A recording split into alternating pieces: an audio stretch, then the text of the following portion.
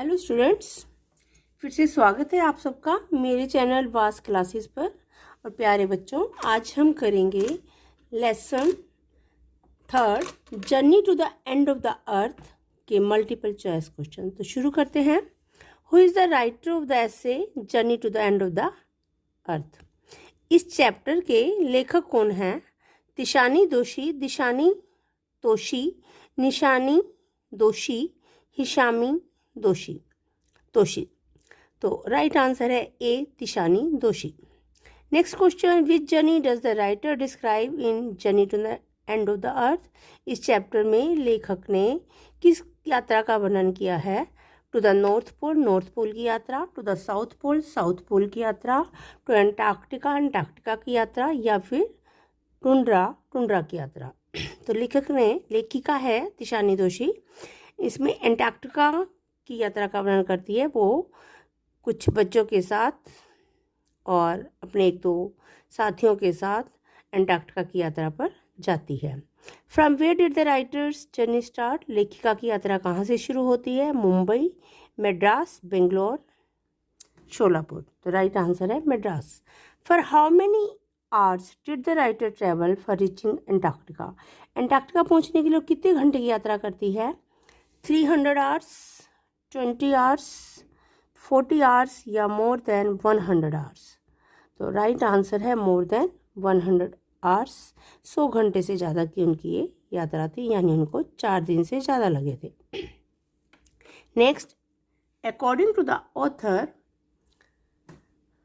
Which 2 continents were once part of the same land mass? कौन से 2 महाद्वीप एक ही भूखंड का हिस्सा हुआ करते थे कभी? लेखिका के अनुसार Asia and Australia, Europe and Africa, India and Antarctica, Africa and Asia. And the right answer is C, India and Antarctica. Next question, what was the name of the giant super continent? उस महाद्वीप का क्या नाम था? विच existed 650 million years एगो, जो 650 million साल पहले एग्जिस्ट करता था, हुआ करता था। गोंडवाना, बुंडगाना, गोलकोंडा, टाइक्वांडा। तो हमने चैप्टर में पढ़ा है, उसका नाम था Gondwana. Creatures were wiped out 60 million years ago. 60 million years एगो कौन से जीव लुप्त हो गए थे? Elephants, rhinoceros, whales, dinosaurs. तो राइट आंसर है dinosaurs. Why do people visit Antarctica? लोग अंटार्कटिका किस लिए जाते हैं? फॉर अ पिकनिक मनाने? नो। फॉर हैविंग पार्टी करने? No. To know the earth past and future? धरती का अतीत और भविष्य जानने? यस। As a tourist? घूमने फिरने? नहीं। राइट आंसर सी।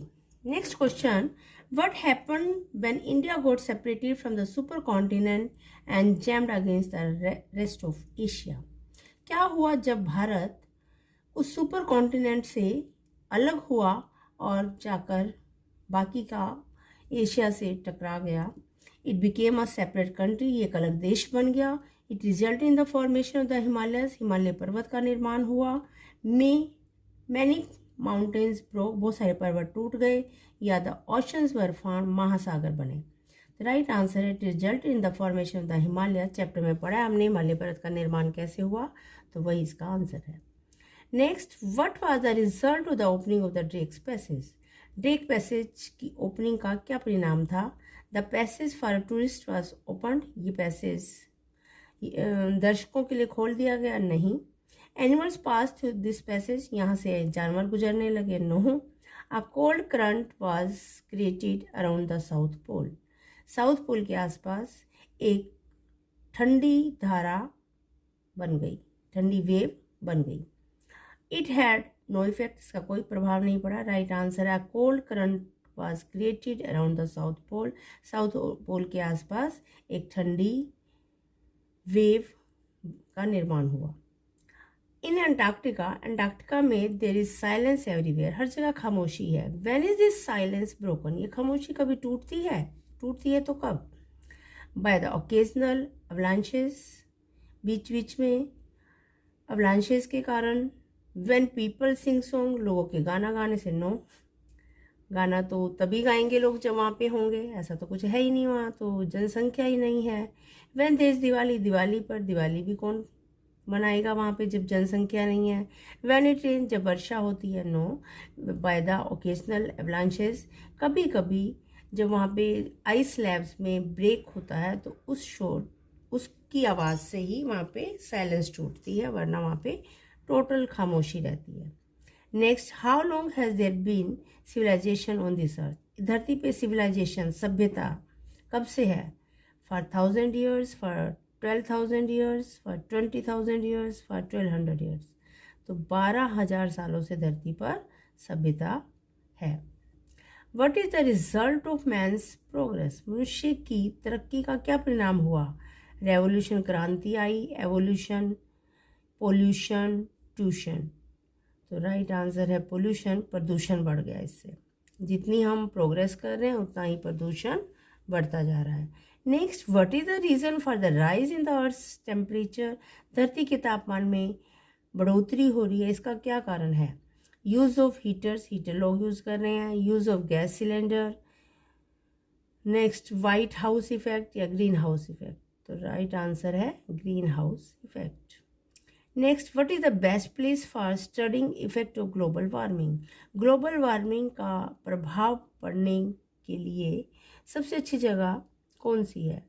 अगर हम ग्लोबल वार्मिंग क्यों हो रही है, धरती का तापमान क्यों बढ़ रहा है, इसका कारण जानना चाहते हैं तो कौन सी जगह हमें जाना चाहिए। अंटार्कटिका, ग्रीनलैंड, साइबेरिया या मैनचिरा। तो राइट आंसर है अंटार्कटिका। अंटार्कटिका जाने से हमें पता लगता है धरती का पास्ट क्या रहा और धरती का फ्यूचर क्या हो सकता है। On which programme was the writer working, लेखिका किस प्रोग्राम पर काम कर रही थी। Ice on students, rice on students, students on prize, students on ice. तो उनके प्रोग्राम का नाम था स्टूडेंट्स ऑन आइस, यानी बर्फ़ पर विद्यार्थी। वहाँ पूरी बर्फ़ है अंटार्कटिका में, तो उसी को विज़िट करने ये लोग गए थे। ये बहुत बड़ा आइलैंड है, सॉरी कॉन्टिनेंट है, तो उसी की यात्रा पर ये लोग गए थे और प्रोग्राम का नाम रखा था इन्होंने स्टूडेंट्स ऑन आइस। तो बच्चों ये क्वेश्चन है मल्टीपल चॉइस क्वेश्चन इस चैप्टर के, प्रैक्टिस करो और मेरी ओर से आपके लिए बेस्ट विशेस। एग्ज़ाम की तैयारी अच्छे से करो, एग्ज़ाम्स आपके नज़दीक आ रहे हैं। Good luck, thank you, God bless you all. Now like, subscribe and share my video. Thank you.